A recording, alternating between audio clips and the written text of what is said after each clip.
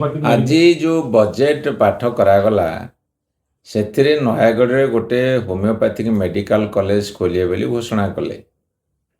କିନ୍ତୁ ନୟାଗଡ଼ ଜିଲ୍ଲାବାସୀଙ୍କର ଡିମାଣ୍ଡ ହେଉଛି ଗୋଟେ ଏଲୋପାଥିକ୍ ମେଡ଼ିକାଲ କଲେଜ ଖୋଲିବା ପାଇଁ। ଯଦି ହୋମିଓପାଥିକ୍ ମେଡ଼ିକାଲ କଲେଜ ଖୋଲିବେ ତାହେଲେ ଭଲ, କିଛି ଖରାପ କଥା ନୁହେଁ। କିନ୍ତୁ ଯଦି ଏଲୋପାଥିକ୍ ମେଡ଼ିକାଲ କଲେଜ ଖୋଲିବାର ନିଷ୍ପତ୍ତିରୁ ଓହରିଯିବେ ବା ନିଷ୍ପତ୍ତି ନ ନେବେ, ତାହେଲେ ଜିଲ୍ଲାବାସୀ ଆମେ ସମସ୍ତେ ମିଶିକରି ଭୟାନକ ଆନ୍ଦୋଳନ କରିବୁ। ଯଦି ତାଙ୍କର ଅଭିସନ୍ଧିମୂଳକ ପଦକ୍ଷେପ ଥିବ ଯେ ହୋମିଓପାଥିକ୍ ମେଡ଼ିକାଲ କଲେଜ ଖୋଲିକି ଆମେ ଭଣ୍ଡେଇ ଦେବୁ, ଯେମିତି ଗୋଟେ ପ୍ରବଚନ ଅଛି କଥାରେ ହାତୀକି ହୋମିଓପାଥି, ସେ କଥା କଲେ ଆମେ ଛାଡ଼ିବୁନି, ଆନ୍ଦୋଳନ ଜରୁର ମୁଣ୍ଡ ଟେକିବୁ।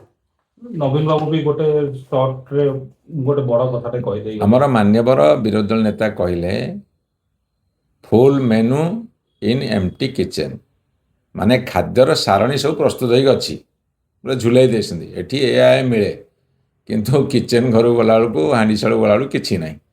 ଏ ବଜେଟ୍ ହେଉଛି ସେୟା। ଆଜି ଯେଉଁ ବଜେଟ୍ ପାଠ କରାଗଲା ସେଥିରେ ନୟାଗଡ଼ରେ ଗୋଟେ ହୋମିଓପାଥିକ୍ ମେଡ଼ିକାଲ କଲେଜ ଖୋଲିବେ ବୋଲି ଘୋଷଣା କଲେ। କିନ୍ତୁ ନୟାଗଡ଼ ଜିଲ୍ଲାବାସୀଙ୍କର ଡିମାଣ୍ଡ ହେଉଛି ଗୋଟେ ଏଲୋପାଥିକ୍ ମେଡ଼ିକାଲ କଲେଜ ଖୋଲିବା ପାଇଁ। ଯଦି ହୋମିଓପାଥିକ୍ ମେଡ଼ିକାଲ କଲେଜ ଖୋଲିବେ ତାହେଲେ ଭଲ, କିଛି ଖରାପ କଥା ନୁହେଁ। କିନ୍ତୁ ଯଦି ଏଲୋପାଥିକ୍ ମେଡ଼ିକାଲ କଲେଜ ଖୋଲିବାର ନିଷ୍ପତ୍ତିରୁ ଓହରିଯିବେ ବା ନିଷ୍ପତ୍ତି ନ ନେବେ, ତାହେଲେ ଜିଲ୍ଲାବାସୀ ଆମେ ସମସ୍ତେ ମିଶିକରି ଭୟାନକ ଆନ୍ଦୋଳନ କରିବୁ।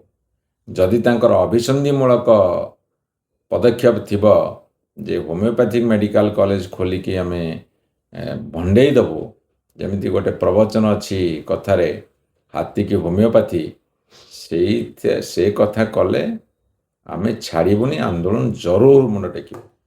ନବୀନ ବାବୁ ବି ଗୋଟେ ସର୍ଟରେ ଗୋଟେ ବଡ଼ କଥାଟେ କହିଦେଇ ଆମର ମାନ୍ୟବର ବିରୋଧୀ ଦଳ ନେତା କହିଲେ ଫୁଲ୍ ମେନୁ ଇନ୍ ଏମ୍ପ୍ଟି କିଚେନ୍, ମାନେ ଖାଦ୍ୟର ସାରଣୀ ସବୁ ପ୍ରସ୍ତୁତ ହୋଇକି ଅଛି, ପୁରା ଝୁଲାଇ ଦେଇଛନ୍ତି। ଏଠି ଏଆ ମିଳେ, କିନ୍ତୁ କିଚେନ୍ ଘରକୁ ଗଲାବେଳକୁ ହାଣ୍ଡିଶାଳକୁ ଗଲାବେଳକୁ କିଛି ନାହିଁ। ଏ ବଜେଟ୍ ହେଉଛି ସେୟା।